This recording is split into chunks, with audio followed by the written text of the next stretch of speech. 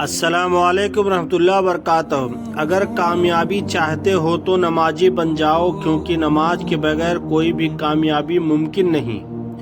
تھوڑی سی تھکاوٹ کے لیے نماز نہ چھوڑو۔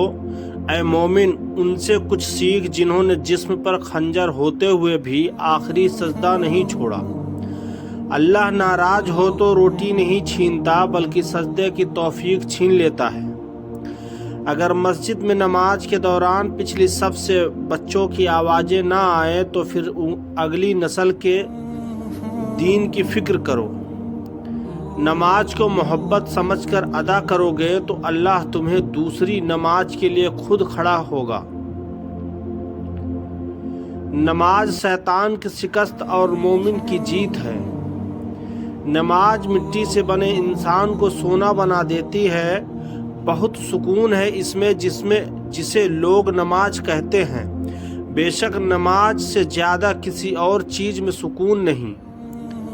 اپنے بہترین وقت کو نماز کے لیے وقف کر لو، کیونکہ تمہارے سب کام تمہاری نماز کے بعد قبول ہوں گے۔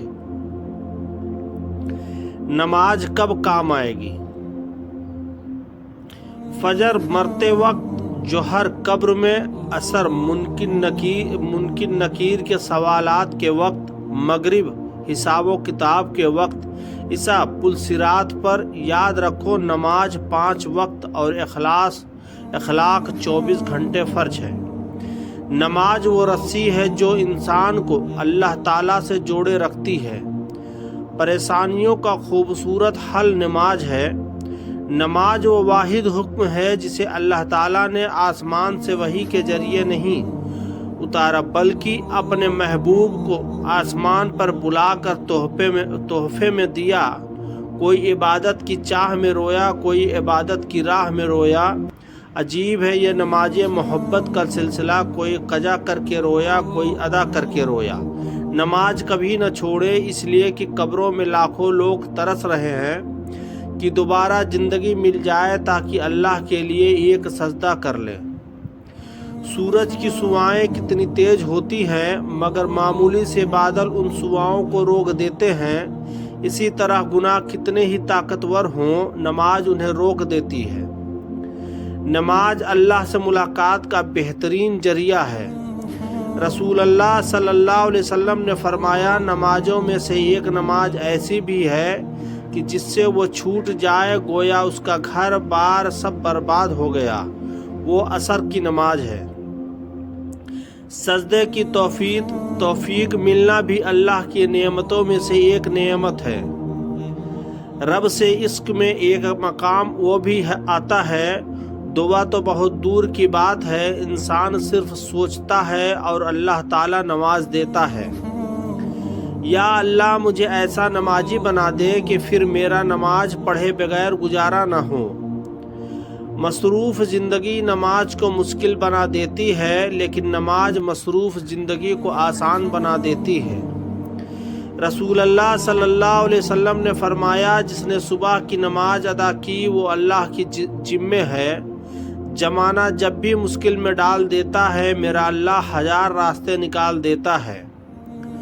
اللہ بہتر کرے گا، لیکن اگر اللہ نے بہتر نہ کیا تو ایمان رکھو، اللہ بہترین کرے گا۔ نماز کو مت چھوڑنا، زندگی کی ساری برکت اسی میں ہے۔ اپنی نظر کی حفاظت کرنا، کیونکہ گناہ کی بنیاد یہیں سے شروع ہوتی ہے۔ کبھی کبھی یوں اذان مجھے بلاتی ہے جیسے بگڑے ہوئے بچوں کو اس کی ماں بلاتی ہے۔ ایک صحابی نے حضور صلی اللہ علیہ وسلم سے پوچھا، ہمیں کیسے پتہ چلے گا کہ ہماری نماز قبول ہو گئی؟ آپ صلی اللہ علیہ وسلم نے جواب دیا، جب تمہارا اگلی نماز پڑھنے کا دل کرے۔ کامیابی کا سفر نماز اور قرآن کے بغیر ادھورا ہے۔ کتنا حسین ہوتا ہے نہ وہ لمحات جب ہم سجدے میں آنسو بہا کر اپنے رب سے کچھ مانگے اور وہ ہمیں کچھ دیر بعد ہی اس چیز سے نواز دے۔ مجھے معلوم ہے اسے کیسے منانا ہے، بس تہجد اور کچھ آنسو۔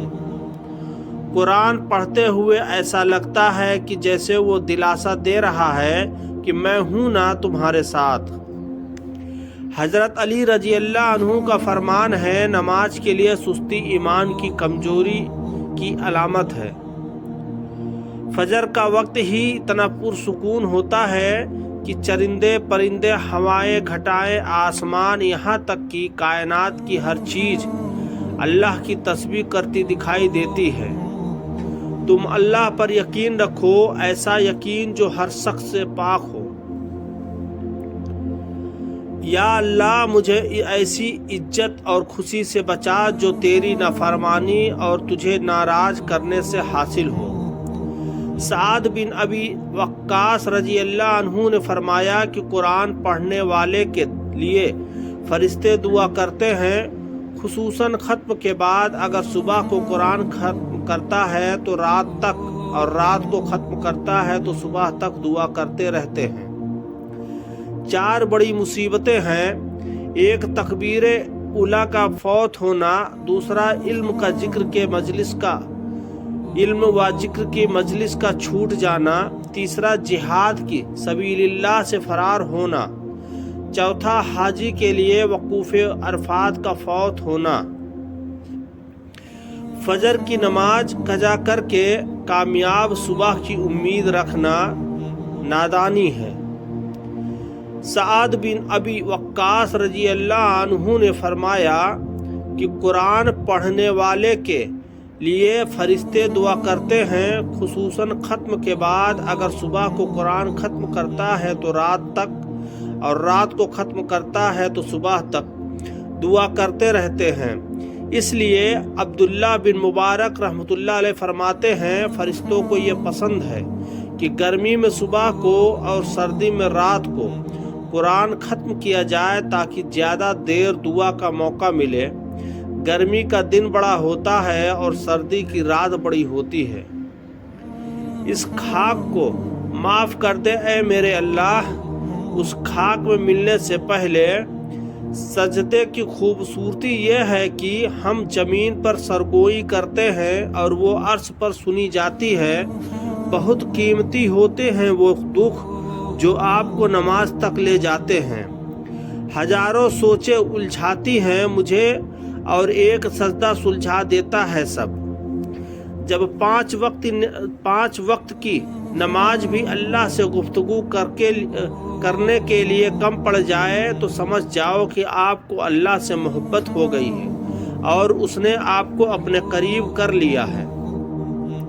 یا اللہ میں تیری رحمت سے بالکل بھی مایوس نہیں ہوں، بس مجھے میری ہر آزمائش میں کامیابی عطا فرما دے۔ عبداللہ بن مسعود رضی اللہ عنہ فرماتے ہیں، 2 آدمیوں کی حرص پوری نہیں ہوتی، پہلا طالب علم، دوسرا طالب دنیا، مگر دونوں میں زمین آسمان کا فرق ہے۔ پہلا اللہ کی خوشنودی کے لیے علم دین کرتا ہوا ترقی کی منزلیں طے کرتا ہے، تو دوسرا نفسانی خواہشات و حب دنیا میں مبتلا ہو کر ذلت کے گڈھے میں نیچے گرتا چلا جاتا ہے۔ ابو سعید خدری رضی اللہ عنہ نے رسول اللہ صلی اللہ علیہ وسلم کا فرمان نقل کیا ہے کہ دنیا میں 3 عمل سب سے افضل و اعلیٰ ہیں، پہلا طالب علم، دوسرا جہاد، تیسرا کسب حلال۔ طالب علم حبیب اللہ ہے، مجاہد ولی اللہ ہے، اور حلال روزی کمانے والا صدیق اللہ یعنی اللہ کا دوست ہے۔